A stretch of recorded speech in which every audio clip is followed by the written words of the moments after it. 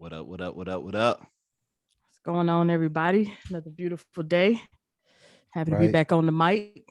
Absolutely. And we were already talking, so let's just jump back into the conversation. Right. Let's just So, talk. We trying to act. right, yeah, okay. Yeah, Anyway, we was talking about for a while.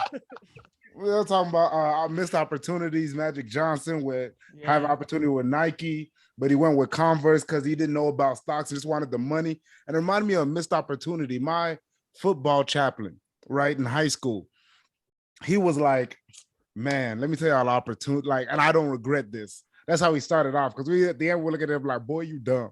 But he had to be early 20s, right?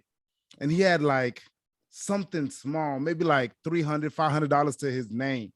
And he had it decided, like, this is his wife. He's buying this engagement ring with it. Like, it's already decided what he's doing with the money.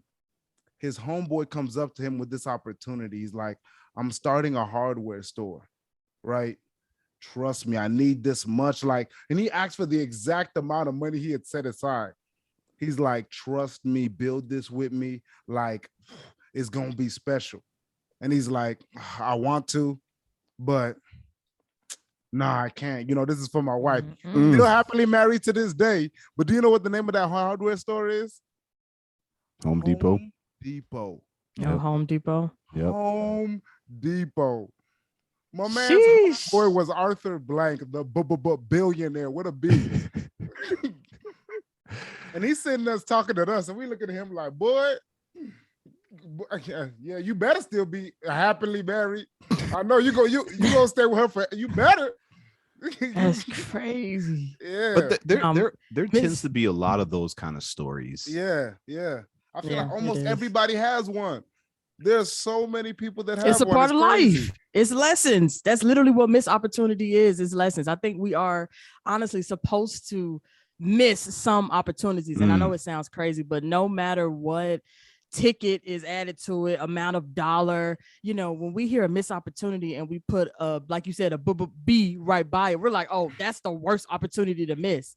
But sometimes the worst opportunities to miss too is within lessons, within purpose, within learning which way to go, which way to move, who you are. And we were talking, you know, before the mics cut on, like you said, about Magic. And I was bringing up the story about how Phil Knight was waiting on Magic Johnson to come out the room from talking to Converse, who back in the day, I want to say, if I'm wrong, my bad, about 60s, I want to say 70s, when Converse was at the top of their game.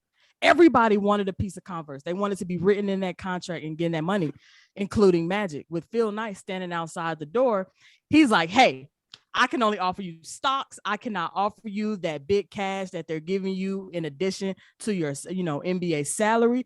But what we can offer you, he was basically telling him to risk it all right now to not take the big name Converse as a new athlete. And that just sounds crazy, right? That's already a red flag for, you know, I might miss the opportunity of being the number one athlete signed onto the number one brand, right? But Nike just like believed. Like Phil Knight believed in Nike so much, but he was like, if you quote unquote miss the opportunity with Converse, I can promise you're going to be on top. And I think we all know in 2022, who's on top right now for like in the sports brand and in the sneaker world with everything going on with StockX and Nike right now. Everybody going crazy. The sneaker game is livid. It's crazy. And Phil Knight was like one of the very first, you know, people with his company to actually put Magic, you know, name on the shoe. So you got innovation, you got risk takers, man. Like Magic would be like a billionaire just off of Nike stocks if he would have took the opportunity, but he missed the opportunity. Now, within that missed opportunity, Magic's he's still good money wise. I bet you he's still good, probably owning some things. His basketball career, I mean, NBA 75, he's great. Magic but still got that missed opportunity money. Was still a lesson. It was still a lesson. And I feel like one of the lessons within it, I don't know if he has this lesson, but one of the lessons I saw it in it was it's so important to set, you know, for parents, right? If you have offsprings, to do your best to set that generational wealth, to give your children leeway to be able to take risks. And what I mean by that is in that moment back then, if Magic, you know, had that mindset of, you know, living off his salary, but he was also gifted of being privileged to take that risk. Because I feel like it's privilege to take risks. You know, I have it tatted on my wrist. Like the biggest risk is not taking one. That is my all-time favorite. That's a fire quote. I mean, it's tatted right here on my wrist. I look at it every day. The risk is literally written in red because I'm just like, that's life, man. If we don't risk something, we definitely gonna miss a lesson, the money, whatever it is. No, that I think. Go ahead, come on. Two things to Zuri's point. One is I feel like to the generational piece and passing something down, I feel like if you don't have the resources to pass generational wealth down, you do need to pass down a wealth mindset, because your offspring, your kids might stumble upon an opportunity where, you know, something big could happen for them.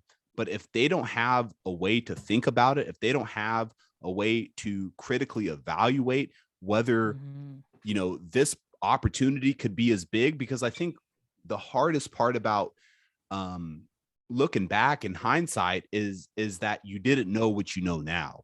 Is that, damn, like I wish I would have evaluated this opportunity based off of how big it could have been. But I just didn't know that stocks, or I just didn't know that, you know, this was an investment vehicle that could be way larger than this lump sum of money. You know, you were just, you didn't know what you didn't know. And I think, you know, even if you're not in a place to pass down, you know, money or, you know, create trust fund babies, you still, you know, you still have access to more financial knowledge than your parents did, than your grandparents did, right? Just because of not only all of the content creators, but just the internet, you know, all of the different resources, Credit Karma, this, that, like we have so many things that, you know, our kids should be able to know, like what a credit score is, and know about stocks and bonds and different investment vehicles where they don't have to miss an opportunity just based off of ignorance. The other thing I wanted to say was to me, you know, kind of being in these positions, because I think we're all still young, right? We're all still trying to build the foundation of our lives and set ourselves up for, you know, success in the future. And I think the challenging part about some of these stories you hear where somebody had an opportunity to invest in Home Depot, or somebody had an opportunity to invest in Nike, or somebody's best friend was Steve Jobs and was trying to start Apple. And, you know, I think the challenging part is, like, obviously nobody can see the future, right? And evaluating those opportunities also becomes really hard, right? Because you're like, all right, I could buy this ring for this girl I want to propose to, or I could put this $5,000 into this business that my friend is just ecstatic about. But like, what if it fails? You know, like then I'm gonna be out of this $5,000 I worked so hard for. And just not knowing, right? I feel like in these situations, and this is an investment, and this is not investment advice, but in situations, I feel like you can't go wrong listening to your spirit, because ultimately, like, you're going to have to live with whatever decision you make. And if you know, Tunji told a story about how one of his coaches, Arthur Blank, came to him, you know, when he was pretty young, and he ended up not investing in Home Depot and bought a ring for his wife and married her. If that's what his spirit was telling him to do, he made the right decision. Like, no, he's not a billionaire, but he's still happily married after 30 years, which is a fucking feat in itself. Like that is not an easy thing by any stretch. And so, you know, I think, I don't know, I can't speak for the brother, but if he did decide to go with his spirit and married his wife, like, he made the right decision. But you only make that kind of decision that has that lasting of an impact, and you know, and you can look back on an opportunity like that, knowing that you still made the right decision, even though you're not a billionaire. You make that kind of decision, and you're at peace because you listen to your spirit. No, you make a good point to draw it out. Go ahead, Zuri. Go. Oh, no. I was gonna say, like, to draw it all together, and what you were saying about the coach, right, is that And the same thing with the kids. When we talk about we always talk about passing down generational wealth, we need to pass down generational risk taking, right? And it's a certain level of confidence where you said you listen to your spirit, and that's something you can do today. You teach somebody how to take risks, how to be confident by living it yourself as a human being, right? By betting on yourself. And that's something you can do today. Where you say, like you said, like same thing. He believed in his friend too, but he took the risk of the marriage, right? That's the risk he chose. And one quote that really started getting me in undergrad is T.S. Eliot. He said, only those who risk going too far will ever truly realize how far one can go. When that direction calls to you and it's scary and you don't walk down that road, it will haunt you forever. It will haunt you forever. And then there are other opportunities that appear, and it's like it just keeps opening the door and saying, like, oh, so we're gonna take this left now? Okay, no, we're staying straight. We're gonna take this left now? Well, no, I'm staying straight. And I think about like when kids, the most powerful thing you can see is like your parent truly bet on themselves. And for me, being first generation immigrant, like Nigerian, to see my parents were already cooking in Nigeria, and they said, I'm gonna come over here to sacrifice for you, big-headed boy. Like this one's for you. Like I'm already, we lit. And now I'm gonna come back, and my mom, I'm gonna work at Wendy's. My dad, I'm gonna be a security guard. Meanwhile, my dad was a pilot. I already low-key made $1 million and all this in Nigeria, working at a security guard at a mall for like a few weeks. We talk about the level of humility for you, like for me. For me, you better do something. And then you want to go to school. Then you want to go to school and act dumb, boy. I kill you before I. You know what I'm saying? It's in the lesson, man. So the mentality different. It's like the level of risk. So now it's always like foundational. Like the next generation is like, nah, what am I gonna do with what they risked for? Right? Facts. What am I really gonna do with it?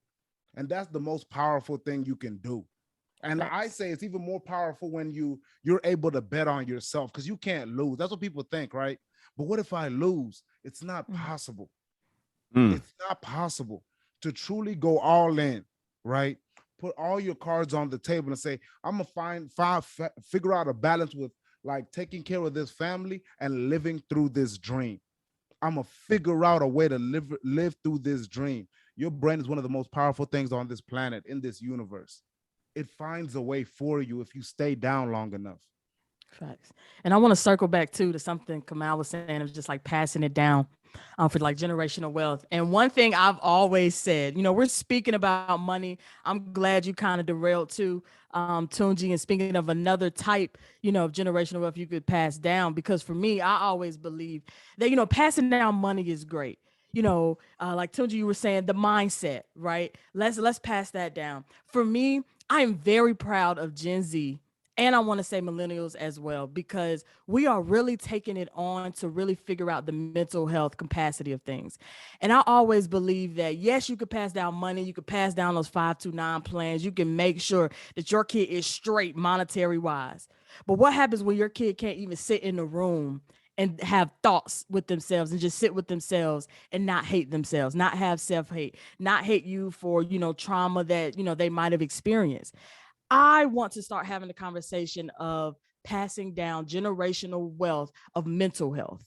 You could call it generational mental wealth. You could call it generational inner wealth, wealth, just in the inner wealth, right? Whatever you want to call it. But I think when we start passing that down, like you said, so we're not going to lose. It's going to be impossible, because once we know ourselves, once we know what makes us us, once we know what makes, our heart yearn and whatever we're being pulled towards, and we're able to have great mental health, and if not great, at least we know what to do with our coping mechanisms to get there.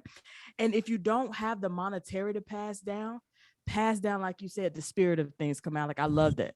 Like pass down the talks. Like, I literally have talks with my mom that I never thought that I would even have. But because I'm, older and at that mental capacity, and I accept it, you start to see the people who raised you a lot differently. You start to see that they were going through things too, and they did the best they could, right? Like in 2021, I got hurt by a family member like I never thought I would, about words that were said to me. But because I've taken it upon myself to sit with myself and to actually go to therapy and to get my mental right, I know that it's not always the other person's fault. And I know that sounds crazy because you want to hate them. You want to be like, oh, fuck them this, blah, blah, blah, whatever. But like, because I'm having conversations with the family member that I trust with my life, and that's what she can pass down to me, that shit is better than money. And I don't care if I get looked at sideways. I don't care if people say, how's that better than $1 billion being passed down? Because I could be sitting on $1 billion and I can have self-hate. I could be sitting on $1 billion. I could literally not sit with myself in a room. I could be sitting on $1 billion being passed down to me, but I always have to be in a freaking relationship because I cannot be by myself. And once we can be by ourselves and we can really understand who we are. And even if you don't understand it, because I don't believe that we won't know 100% who we are until it's time for us to leave this earth. So while we're on this journey, while we are understanding the verb and of understanding ourselves and going through the process, that is way better than money. Because if I know myself, the money gonna come. Hey, and for the people who can't see, you got Tunji over here spazzing. Zuri. No, real talk. Let's go. Real I'm tagging you in, Tunji. I'm tagging you in. Because if you've ever had the blessing of being in a classroom with that young kid that was, I don't know, the son of a daughter of a Black Panther that just talks greasy to the teacher or anybody else, right? And it's like in them already. And you just sitting across from them like, what's going on? They're like in the classroom talking to the teacher that Malcolm said, that what you do not hate, you will eventually tolerate. And not only do I hate disrespect, I won't tolerate it. And I'm like, who built you like this? We're in 6th grade, right? That's something that is passed down that has nothing to do with money. It's no value. So, like that's invaluable. Because at no stage in life are they going to lose that. What that foundation is built within them. And like nobody can take that away either. No matter where you put them on this planet, that you can lose people money. People think, nah, I got too much generation after generation. Nah, Slim. Nah, I can blow through that if I want to get reckless, if I want to get dumb, if I want to. It's like this country is built on people that are ready to lose some money. Right. Like the whole thing. I think, go ahead. And I think also it's a little disrespectful to our ancestors when all we think about is passing down monetary generational wealth. Ooh, talk. That's a controversial take right there, but I like that one. Hey, because when you think about it, our ancestors, unfortunately, when they were taken from their kingdoms on the motherland, they did not have the opportunity to create monetary generational wealth, to get a paying job, right? They were very far from that because they were taken from their land. So when we only think about monetary generational wealth, it's disrespectful to our ancestors. Sheesh. Because what they passed down is still instilled within us. And now that's when we're tapping into a whole energy and a whole different type of king and queen, African, Afro, African-American energy, because sometimes I know this isn't just my strength getting me through the day, right? And whoever you believe in the higher power, it's some of that. It's some of our ancestors. It's some of that Harriet Tubman type of strength, right? So because she couldn't pass down monetary, generational wealth, Harriet Tubman not as, important? Hell no. Like if she's not the most, along with other people who are not those big names, for our ancestors. So I think we should really start thinking about other ways to pass down, or what to pass down to our offspring, to friends, to people who you brought up, to strangers who you meet on the street, man. Sometimes you don't even know that who you're talking to, you could be a part of their generational wealth. And I think if we step outside of the thought of generational wealth is only attached to blood, I know that's what we were taught. I know, that's a part of the game, but sometimes we're a part of someone else's destiny and words and wisdom that they're going to pass down to their offspring. And I think that's when our ancestors are really stepping in.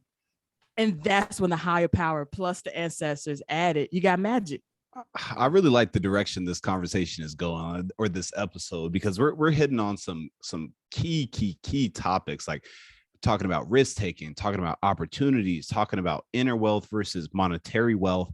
And I feel like all of these things are foundations for really you getting in alignment with your purpose. And it's almost like Maslow's hierarchy of needs, right? Like you got people who are kind of just at the first level, who are just struggling, and who are kind of in survival mode. And you don't have to pass that down. You don't have to pass down that survival mindset or that instinctual, like, I'm just living based off of,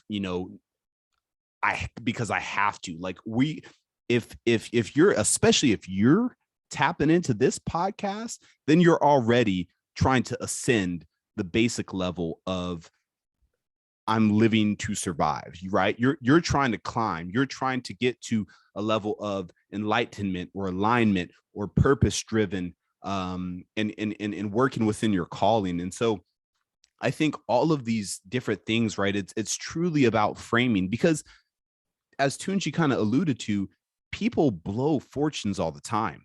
And also, people can rebuild fortunes all the time, right? Money ultimately is just a vehicle, but it's not the ultimate goal, and it's not the ultimate enabler, right? Like, it's not gonna be the difference maker between somebody's success and their failure, right? Like, it's ultimately what's going to be what determines that success and that failure, and what determines somebody ascending to a purpose fulfilled life is the foundation that has been laid and what they're building on top of, right? If they're building on top of good mental health, if they're building on top of a value system that is, built off of love and compassion, if they're, built on a community, and looking and studying ancestors and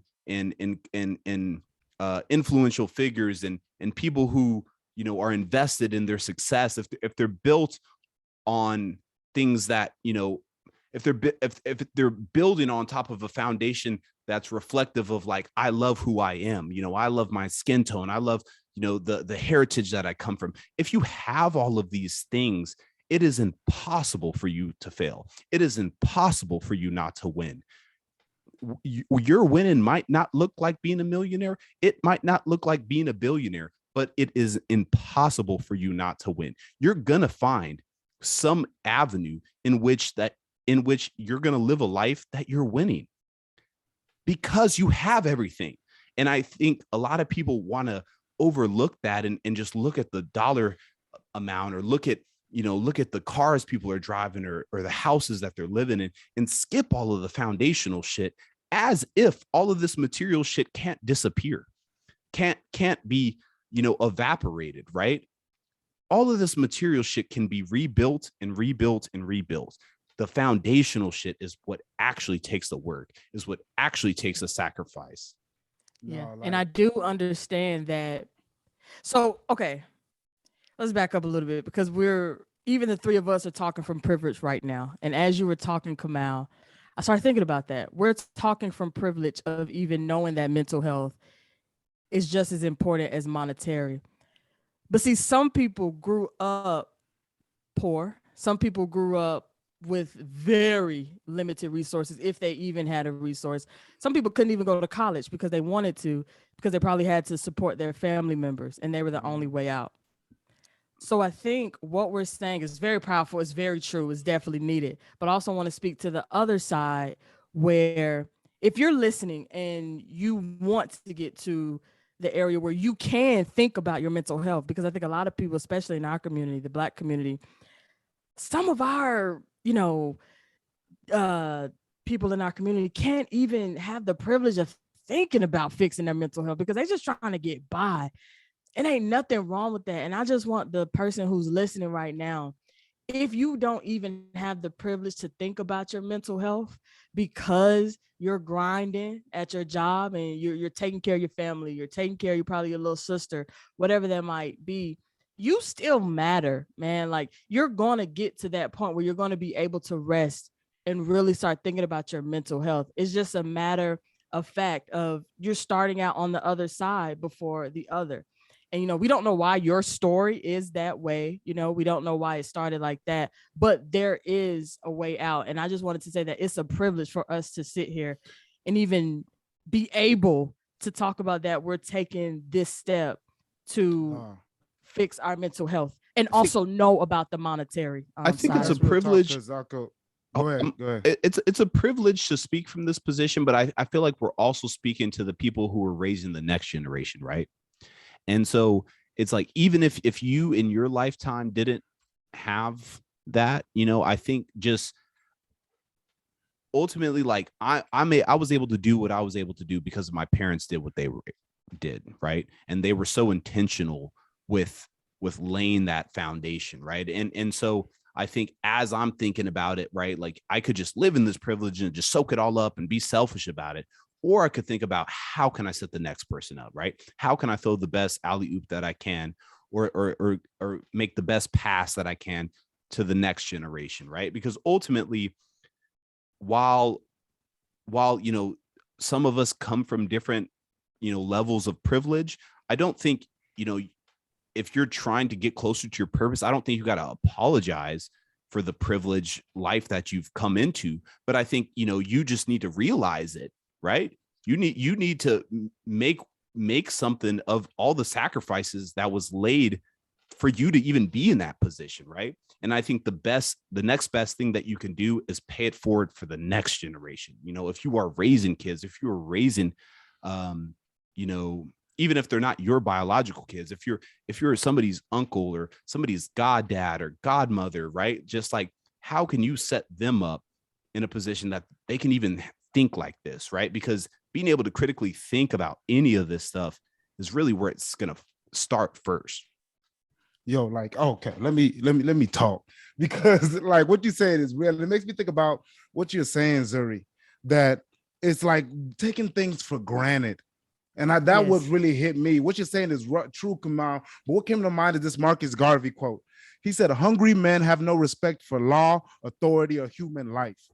And Tupac was saying that too. Like, how dare I tell a hungry man that you can't, that you shouldn't do this or you shouldn't do that when your stomach has been touching for days and you're watching everyone else around you eat. I don't know, like from a practical standpoint, it's one thing to fast, right? And say I'm gonna fast for a week and not eat, and you see what that feels like. But you could eat at any point if you wanted to. What is it like to not eat for days and not know where your next meal is coming from and seeing everyone else eat around you? So my first advice is, if I can't feed somebody, find a way to eat. I pray that you don't hurt anyone in the process, but eat and then pause and think. And now that you have a clear mind, just think. Just think, not that I have any answers for you, but what I'm saying is you have the answers. Just like when your stomach is touching, like it's different. And this is another quote, Naval Ravikant. He was like on Joe Rogan's podcast. He said that a healthy person wants 1,000 things, right? An unhealthy person wants one thing. And the thing is, we think that we are so far away from all the things we want. When you really have, like, maybe most of us have like 2 or 3 needs that really need to be met. But other than that, you have everything you need within you already. And that's a trip to think about. You're like, nah, bro, you don't know my life. Nah. You're a human being. Mm-hmm. Like, there are 2, 3, maybe 4 things away that you really need. After that, you have everything. And that's like a trip to me, to realize that when you start realizing that I have so much already, even from a low point, and you ask that gratitude, that's so powerful thing about the human mind. It starts to open up more gratitude. Once you start looking at the things you have already, you start to find more things to be grateful for. I mean, in real time. So your mind starts to go through life and say, oh no, that's dope too. That's dope too. Instead of the opposite. We're looking for a point of lack, but it's oh boy. Speaking back to, the person that I was speaking to, whoever you might be, sometimes it's about your impact in your world too. A lot of times I think we think on a very grand scheme of, I don't have this money, I don't have that money, especially with so many people's lives at our fingertips and our access to people's lives through social media. We see so many things. And as the person that I was speaking to, or the people, one way to get past that fear or that not liking of you not even being able to think about the monetary, or think about the mental, because you're so worried about the monetary, think about the world that you're going to impact, whatever your world is, whatever your niche is, because sometimes the answers lie in your world as well. Your world is different from my world, might be smaller, might be way bigger. We never know. But if we just pay attention and if we're just in the moment of every situation, every location that we're in, you start to see the bigger picture of what you could be grateful for. You start to see the bigger picture of who you can impact. If it's one person, I promise you, the impact is still huge. If it's 50 million in a crowd, it's still huge. But if you could just think about your day to day of what your heart is yearning for, I promise you're not alone. And I think the joy and the power in not being alone means that somebody else needs whatever you dishing out. And like, just to add to what you're saying, like, that's the other point that I wanted to make, because so often, like, when people have kids, all of a sudden it's like, yeah, pass this down to your kids. You got something to give to them. You got something to give to us, the community. Like, no, that's African. That's when we talk about, like, really going back to who we are. That's the mentality. You were born to give something to all of us too. And if you, and those, yeah, we talked about, okay, grandmothers, aunties, uncles, all that. But we all have something to give to the community. And if you don't find that, we're not getting it. Mm-hmm. And the beautiful thing about being, like, we always feel like that's like it's off out there to say that I need to focus on myself. But everything you want for your child can come through you chasing who you are called to be. Because when you're living a full life and you're on fire and you're lit up, your child sees, how do I do it? When do I take a risk? How do I balance it? They learn by watching, and you had to say nothing. When you think back on your parents and what you learned from them, the most important lessons, who you ended up being, a lot of the times it's not even what they said, it's what they did. The mannerisms, the things you pick up. And the best thing you can pick up is getting what's in you out for us. I don't know. I'll be getting frustrated with that. They'll be like, yeah, your kids. Well, I'm selfish. What about me? You got something to give to me. I can't become without you. I want to spin the block. What's crazy? Let me spin the block real quick, Zuri, because I got to go with the feeling, man. He brother inspired me. Go ahead. I'm gonna spin the block, coming back to something that we talked about, this risk taking, right? Because I think ultimately, at least the stage of life that I'm in, and that, I've had somebody who's pretty close to me who had a near-death experience very recently. And listening to him talk and listening to him reflect and tell the story of literally how he almost died. How many thoughts, can go through the human mind in such a short period of time. And the main theme of those thoughts was all of the things that I didn't do. First it was the loved ones, right? And the people, are they going to be okay without me? Are things, my loved ones, like the people who are going through this journey of life with me, you think about them, but you also then think about the things that you did not do, the risks that you did not take. And I think ultimately, as we're pushing you and encouraging you and uplifting you to move closer in the direction of your calling, it starts with that inner conversations, those inner nudges, those inner inclinations to take a risk, to try something, to go out on a limb, to venture into the uncertainty, into the uncertain territory, into the unknown. And you don't get those opportunities forever, right? I think when they come up, when they bubble up, you're pulled in a direction. And I think a lot of time fear stops you, or logical challenges stop you. But especially if you're in a position that Tunji's talking about, and you have little ones, or you have people looking up to you taking that risk, you betting on yourself is the best thing that you can do for the people watching you. It is the most inspiring thing to see somebody that you look up to do something that they're scared to do and succeed at it. It's so inspiring. It gets you going. It's like, if they did it, I can do it. Mm-hmm. Facts. And I want to circle back to your statement, Tunji, because I'm on the other side of experience from what you're saying, examples of how, children can look to their parents and say, wow, like as an example, if they can do it, I can do it. Well, I come from more of an example of seeing, again, these are deriving from conversations that I'm welcoming, and that, someone in my family is welcoming, where we're being very open with each other and just seeing them in a different light. And there were things that they, just never did because they just decided not to, whether it was fear, whether it was not thinking they were good enough, imposter syndrome of not doing what they always wanted to do, or not stepping into, things that they want to do yet, hopefully.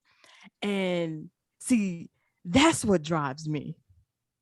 See, seeing it and seeing it be done, I'm so happy for the other person, because I'm like, I can see their passion. I can see what they're doing, especially if I know them on a personal level. But see, I'm on the opposite side of that, of seeing a type of work situation where Is that like they were almost like a never, FOMO kind of? no, it's not. No? It could be for the other person, but Okay. not for me. For mine, it's more of, I don't want to feel that. Like, a lot of people have fear of starting things and doing things. I literally have fear of woulda, coulda, shouldas. I should have did this. Well, I would have been that if I would have done it that way. I should have just started, a nonprofit, right? Whatever my thing is. And me having conversations, having these open conversations of just seeing that pain and that just shoulder just dropping down. It just looks heavy. And you love the person, but that's something. And when I was younger, I could never figure out why like goals were always so driven for me. And I guess I just always felt that energy without even talking about it, because I didn't know how to articulate it then. But now, coming more into myself and coming more into what I'm supposed to be doing and what lights me up and where my energy is being towards, it's like when I see it not being done and I see the effect that it has, man, it's like, all right, I have to do something. If it's a little by little every day, and if I still don't know what the fuck I'm doing, at least I'm moving. And that's what gets me through things. Like, that's what gets me closer and closer to who I am, right? And if you listen to the first episodes, being a trial and error person I am, again, that's just how I'm wired. It's like, if I got to pivot, I got to pivot. But if I don't move, then I'm going to be in that same energy that I saw, right? So many days growing up. I mean, for me, like, whatever gets you going, gets you going. Like, sometimes fear should be the thing that gets you going. Like, the fear of, because there's a couple different ways to motivate yourself to do something or to do a goal. Yeah. And one of the things I've experimented with when I've like done goal setting is like imagining, like outlining or just writing about what it would be like if this didn't happen, what it would be like if I didn't complete this thing. Like, what would my reality be like? And just kind of stepping into that dismal, depressing, like debilitating, like, damn, like, how did I fumble the bag on this one? Depending on how strong that feeling is, man, it can be a motivator. It can be like, nope, hell or high water, I'm gonna try this thing. I'm gonna give it my all. And you're motivated by not necessarily the positive and the glory and of the achievement, but more so of the fear of what the other side looks like, like the fear of not knowing, or the fear of falling so hard on your face because you didn't go as hard as you could, or you just missed the boat. No, like this right there, that idea, like, has haunted me and blessed me so much. Because like I said, for the longest, I've said I'm the most blessed man alive. And it's from that word you chose earlier, Kamau, you described it from Zuri, that inner wealth. I felt like that, like my life has been so rich with that inner wealth taken and given from other people that I was haunted by it. I felt like when I died, I was standing in front of the creator and she would be like, look at you. Here you are, my blessed one. Look at all I gave you. And then, like, look at what you could have done with it. And what scared me for the longest is I would see this huge gap between what I was supposed to do, what I could have done, and what I actually did. And that was such a great motivator for me at the time. And now it's not that fear. It's kind of transitioned to this idea of haunted by the other me's. I believe there are other versions of me. Like there's a version of me in Lagos, California. I always say this version of me in Lagos, California that carries a knife in his backpack because he's not getting jumped no more. Version of me in Atlanta, Georgia that was born in jail and he's just as witty, just as smart, has all the quotes as well, but he doesn't have opportunity. Version of me in Lagos, Nigeria, selling pure water and whatever else on the side of the road. And I'm the one that's connected with us that has all the blessings.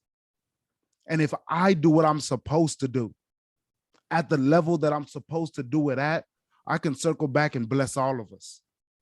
All of us will touch the blessing that was supposed to come through me. And that is such a great motivator for me to realize that other people, specifically on this planet in real time, are in need of what you have to offer. It's like a haunting, but it's a beautiful thing when you realize, okay, I just have to be the best version of me. And as Zuri, what you say, like, I don't make things big. Just last night, I was tired and I'm like, man, I got to write this email. I said I was going to do it. And then what I do is a trash first draft. I think I got that from Jordan Peterson or somebody like that, where he's like, whatever you have to do, if it's stressing you out, it's like this mental block is too heavy, keep making it smaller until you're willing to do it. And I said, okay, Tunji, just put words on paper. You know what I'm saying? Just write the draft. And I ended up writing a draft for 15 minutes when I just wanted to slap some sentences together. So when you make it so small for yourself and you don't make it, I have to make the best thing ever. And you tell yourself, nah, let's make a trash version and let's just get it done. Let's just execute. You get way more done. And then, like you say, you do that every day. You string days to weeks to months to years. You wake up and you a problem, flat out. You wake up and you a problem. As Zuri said, you make that thing small. That inner wealth piece, you know, we talked a bit about how that's not necessarily monetarily or how it's not monetary, right? It is still a currency. And it's a currency that you can actually spend and other people will receive it. People who walk around like Tunji, you know, who just have inner wealth, who just know that they are a blessed person and they want to bless other people. Like when you come with that kind of energy, man, think doors open for you. People are nicer to you. People will upgrade you. Like they'll just do the little things that money can't buy. You can't really be like, hey, you know, if you don't got $100 to try to incentivize people or like to try to like bribe people, like, hey, can you do this little hookup for me? People don't want to, they're not trying to hear that shit. They're like, no, go on somewhere. But if you just have an energy about yourself, you make people want to help you. You know, it's a currency that does transfer, that other people can feel, and that it'll take you places. Yeah. No, Yeah. respects. One thing I was thinking about too, I was thinking about favor, right? Favor is magic. Not everybody has it. And what I mean by favor is some people, you know, again, whoever your higher power is, whoever you believe in, when you have favor for Kingdom Impact, you can have favor, you can have human favor, you can have higher power favor. But like you were saying, Kamau, when some people walk into a room, they own the room without even trying, right? Because you don't think about that every day. You just walk in who you are. But then again, I think that comes from really learning who you are, man. Like I truly believe that everyone starts out being favored, but as you matriculate through life, it's like that free will and those decisions, right? Of if you tap into, you know, what you're supposed to do, who you're supposed to be, who you're supposed to help, etc. And I think the favor piece is what we're all looking for. And I think a lot of people, like you said, you call it like the most blessed man alive.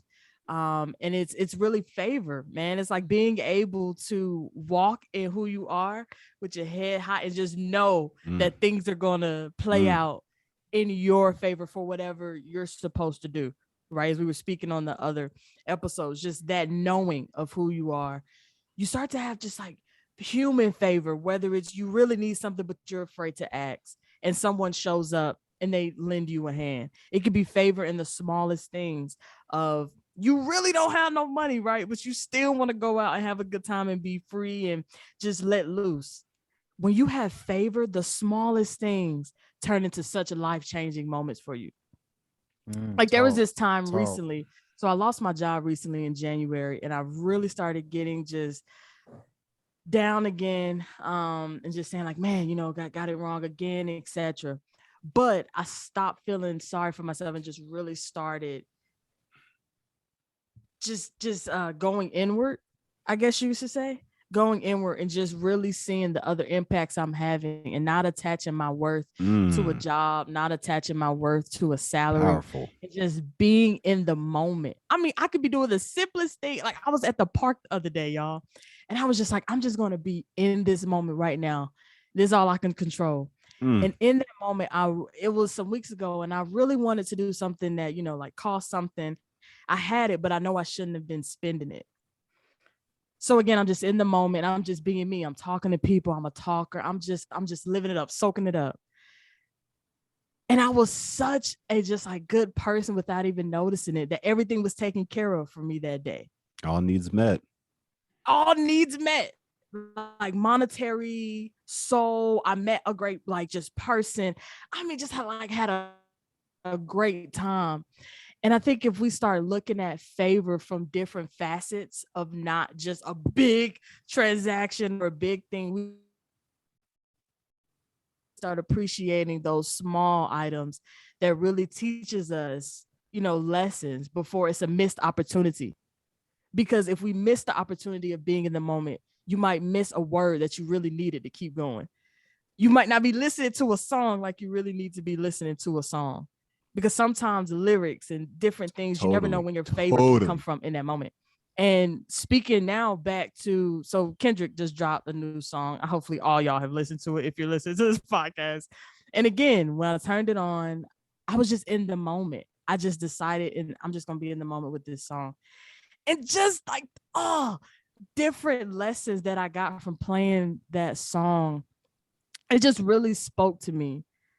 Really the ending part, really the productivity part, when he was talking about through everything he's gone through of this time, from his time off of music, his productivity never lacked. And I feel like you have to really know who you are, and in that mental capacity, like we were talking about earlier on the episode, for your productivity to still take those small steps, to still do what you love, no matter your mental state, no matter if you lose a job, no matter what you're going through at that moment. And then he started talking about like the culture. And again, I'm really big on the culture. I consider myself at the intersection of culture and connection. So while he's talking about this, I'm like, oh shit, what are you about to say? So again, this is small, right? To some people just listening to a song. But to me, that's where I get words and inspiration and calming of my spirit sometimes, if it's coming from, you know, an artist that I really like. And just how he was talking about how, you know, we put so much into the culture. Sometimes we don't get what we need out for us to elevate our own culture. And sometimes we hold ourselves back. And I think all of these examples I'm giving is such a good example of being just like who you are truly, and just being in the moment, and favor will fall upon you, whether it's listening to a song and you getting the motivation you need to get to the next day, or if someone shows up and pays your tuition. Like you never know, however big or small that favor is. Never, ever, ever, without a shadow of doubt, discard if it's a tiny one or a big one. And I promise you, you are going to be okay. Man, even if you're not okay in that moment. I hope that gem does not go over somebody's head, because what you just said is so true, especially when it comes to being in the moment. And I guess like when I was just listening to speak about it, I guess like I just take that for granted, you know, just because I've kind of trained myself to be in the moment, you know, like I'm not always on my phone. I actually try not to be on my phone when I'm moving and I'm out throughout the day. Like I really do try to be present, and I'm not, you know, just in my phone or in my thoughts, or I'm living life. And if you're not doing that, if your heads are in the cloud somewhere, then you're missing the next play. You're missing the thing that's happening in front of you. And And God could be dropping a dime in a song and in the lyric right there. And if you're not in the moment, you missed it. Yes. It was there to help you, but you're too in your own thoughts. You're too in what happened yesterday. You're too in the fight that you were in this morning with your significant other, that you're missing life happen in real time right now. And it's trying to get you back on track. And I think that's the beauty in it. It's those dimes that was just for me, that if anybody else was listening to this song or it wouldn't have this added person up. speak, they went over their head because they weren't supposed to get it. And I think that's the beauty of life.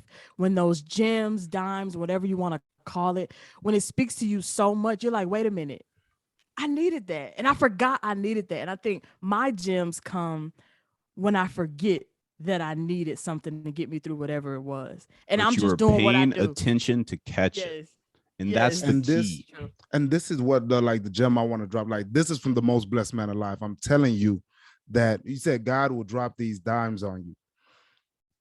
God is never not dropping dimes. He never not working. 24/7. The only question is, do you see him? That's the only question. All day, every day. If you are present, you open up your eyes and there is nothing but alignment. Alignment. I'm telling you, just today, met someone like at the gathering spot, right? That like did vegan, and it was like a food tasting, and I went there and everything. We're having discussions. She does workshop curriculum. Like, that's what she does. That's her 9 to 5. That's her side hustle while I'm developing my workshops. And I'm like, come on, right? Like how am I this blessed? But it's alignment. It's alignment. When you're where you're supposed to be, like living and you're present, the people are always standing right there in front of you. And if you open up your eyes and you look around and you be like, something is not, then you're able to see something is not right here. Shift. Sometimes there is a need for an environment change. But if you're so stuck within, like in the inner struggle, not within yourself searching, and you never look without and say, okay, maybe I should just, and not even listen to them, not listening to yourself. Because some people, you need to leave. You need to shift. You need to do something different. But you choose not to. Because and this is something that hit me hard earlier this week. He said that many people will choose the the stability of slavery over the uncertainty of freedom. One more time. Many people will choose the comfort, the stability, not comfort, the stability of slavery over the uncertainty and freedom. Because our minds love consistency. They love the same thing every day, even if it's hell. But not knowing what's coming tomorrow, it's like a torture, it's a fear, but it's what forces you to grow. And when we have an option to say, am I going to do the same thing versus step into the unknown? If you let your brain decide, it will choose the same thing, even if you're in hell. And that's scary. You're going to have to actively decide to choose the unknown. You have to choose it. Hey, can we segue to Glows and Grows? I've been waiting. I've been thinking about this throughout the last couple of weeks. Let's get it. Kick it off. So my grow for last time was it's threefold. And it's still, honestly, it's a growing process. This isn't something you figure out in 2 weeks, but mine was sleep, lack of sleep, stress management, and my diet. These are 3 things that I think are really kind of limited me from kicking it up into that next gear that I want to be in, that I feel like I got the momentum to take me in, but I don't have, like, I mean, frankly, like, my body is my vessel, right? Like I can't push my body any harder than I'm currently going. I mean, I probably can, but ultimately pushing harder isn't really what I feel is the solution. I feel like it's being smarter with my body, like setting myself up for success, right? Yeah. Getting the proper rest, eating the proper things, managing the stress, because all of the things that I'm doing in my life, like I'm doing for a reason and I want to be doing them. But ultimately, like, to bear this burden, you got to set yourself up for success. So sleep has been kind of something that I'm excited to share, that it has definitely been a grow of mine, and or it's been a glow over the last couple of weeks. And man, I just feel alive. You know, when you get the right kind of sleep, you really feel alive. And I think there's a lot more resources out there, and I think people just easily overlook like how we sleep, you know. And I know for me, just one little gem I'll drop is sleep debt. I think a lot of people, you know, if you only get 3 or 4 hours of sleep one night, and then the next night you get 7, and then you think you good, you're not. You're actually, your body's in sleep debt, and it takes 2 or 3 days of consecutive good sleep to get back to full recovery. I'm just going to say, because I know a lot of people who listen, you know, are very ambitious, or hustlers who are chasing something, who are probably either working 2 jobs or going to school, or, you know, just doing things to support themselves. And I know we live in a hustle culture of sleep don't matter. But to get to that next level, to get to a place where you can be fully present in all moments of life, where you have your eyes open, your senses open, and you're catching the dimes that God is dropping, and you're being a vessel to other people and sharing that blessing, you got to be fully recovered. You got to be fully awake, and you got to be fully energized. So I just shout out to people who suck at sleeping, because I'm definitely one of y'all. But intentionality works, and sleep can get better.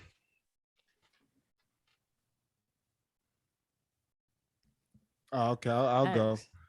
That was dope. My glow is, I definitely used to be a person that avoided tough conversations and conflict altogether, right? And I had an opportunity, I felt called to have 2 difficult conversations, and I stepped into them. I brought them up and I engaged in those conversations. Like, I chased them down.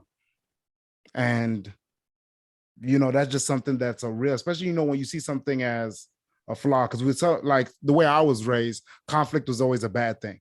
It never ended well, right? This is just something to avoid because you want to keep the relationship intact. But now being able to use it as a device to actually bring peace and bring a situation to a better place is powerful. So having those difficult conversations and embracing conflict in order to get to a better place, that's a glow. And my grow is to keep my time precious and to focus more on my yes is my yes and my no is my no. That's it, my grow. Like, everything next 2 weeks, next whenever. Yeah, let me do next 2 weeks. My yes is my yes and my no is my no. And with the time frame, the concept of my time is precious. Yeah, just to add to that point, Steve Jobs said, focus is the ability to say no. That's real.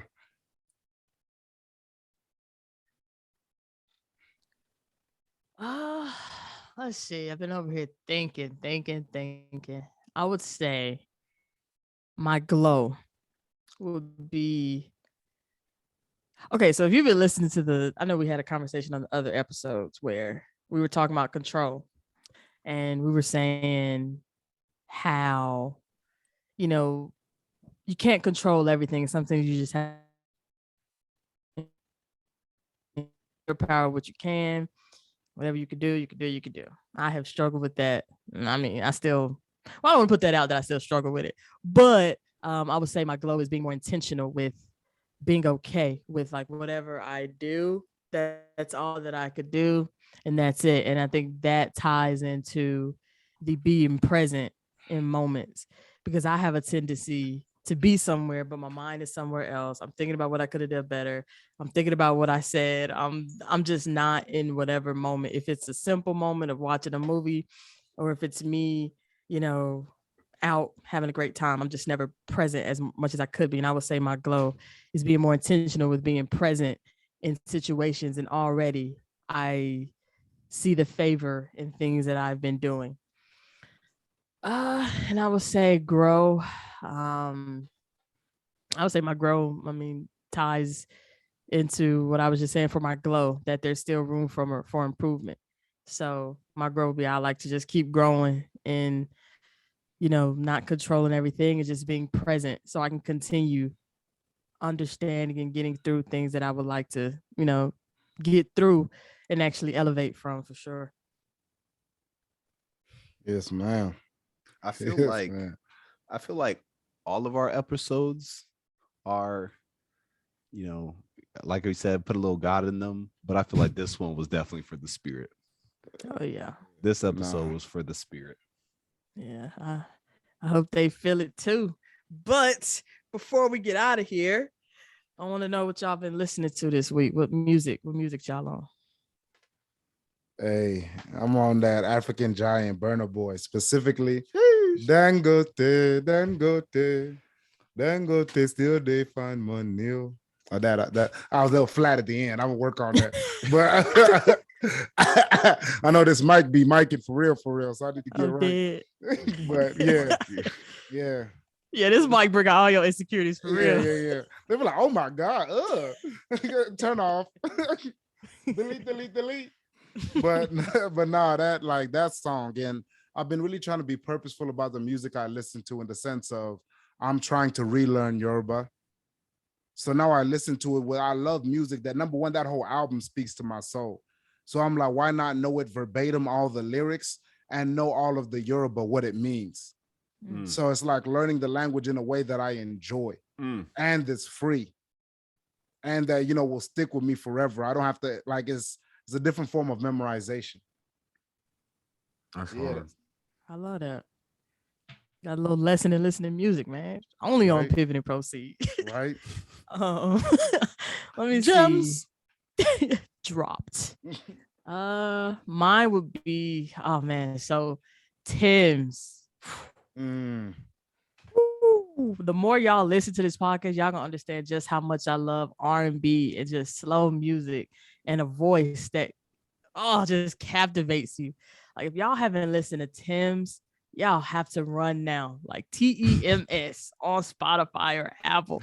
It's just her cadence and how her voice is. Like, she has a very, it's like it's very calm, right? But then some of the songs, you get that just deep feel. You could just feel her just speaking through the mic, and I love that type of music, like a Giveon, where the voice captivates you just as much as the beat, just as much as what they say. And then I get all that in one. Yeah. Whew, man, I'm her spokesperson right now. But listen, of course, Free Mind. I love that song. That's how I got put onto her through social media.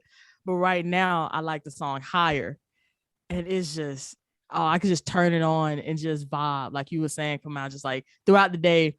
Saturday, windows down, you got a drop top down, and just wind blowing, just a great piece of music where you just feel at peace, where you just go to a place with the music. I could just keep going and going, but definitely Tim's was my week. Off that same album, The Key. Oh, that's a good one. Key. Ooh, that's a good one too. Well, when I tell you I had that on repeat for a cold 6 months. Yeah, cold, not 6 months. That's a good one too. No, real talk. That's how it be. A random, like, it was an after party type thing. I was in Chicago for a day, and she had a concert, and I got to meet her. Sheesh, and I didn't even expect, because it like a whole bunch of people were there. I didn't even expect to get to talk to her. I'll try to talk to her brother or a homeboy and be like, look, could you tell her like this lyric? She said that basically the part that hit me was like, no man can take what God has made, right? Like, it was in there. When I tell you, that part was just so cold. Like, and I just told her, like, yo, this hit me for real. Like, the music, the word choice, like, this is a soundtrack to part of my life. Thank you. And he was like, that's always. He was like, no, you got to tell her yourself. That's and I was standing there for like 20 more minutes. And I told her, and he's just like, do you want a picture or anything? I was like, no, because I feel like when artists and people give you something, When I see them as almost like, not even almost, like peers now, as human beings. And it's my opportunity to give them something back. And what can I say in this moment that will give them something back? Because they've already given to me. I don't need to take some more. Right. So that hit me heavy. Thames is, I like that perspective. I have one more. The new Kendrick song has just, the beat. First of all, we need this album. First of all, yes, we do. First of all, when the song first started playing, I'm all about that first drop of the beat and the way those drums came over that beat and his voice. It was just perfect. It was perfect. But something that really spoke to me with this new song was, first of all, the sample. The sample that he used is so powerful because how he switched a sample. And I feel like this is how you're supposed to do a sample. The artist already did the song. We know what their song meant. So for him to take the song Want You and to talk about how we want the culture to want us as much as we want the culture, at least that's how I interpreted the song. This man said, look what I've, now the most simple line just caught me and captivated me. He said, look what I've done for you. Like, look what Black people have done for and to the culture at the same time. We've dismantled it in some ways. We've destructed it, but at the same time, we just want the culture to want us. Like this man said, I just want a hug from you. Like the way he was just speaking, and then he started speaking, as these other profound artists, right? Like the Will Smiths and the Kanye and the Nip, right at the end. And so my last tidbit on this song, because I can go forever, I ain't gonna do that to y'all. When he turned into Nip and the lyrics, like I turned the song off because I had to think, did this man talk to him? Because like you could just tell in the art of just like how he was saying, I truly believe, because I already believe, after me going back and binge watching so much of Nipsey, just how his thinking was. He was such an elevated thinker where he was like, you killed me off of your pain, but I saw the pain in your eyes when you squeezed. Like, oh my gosh. And then he was just saying, like he's at peace, but at the same time, my fans need, like he gave a to-do list for people that he loved. He said his fans to keep those investments. And that's like what he talked about all the time. But anyway, those two, like that song right there, the cadence, the beat, how he used the sample, such a legendary sample, just look what I've done for you. And like, we just want a hug, from all these companies that just steal the culture. We just want, look what we've done for you. Love me back for real. Love us back. Like, you know what I'm saying? Let me get in here for you. Write your dissertation. Real talk. Dissection. Hey, well, quick little plug.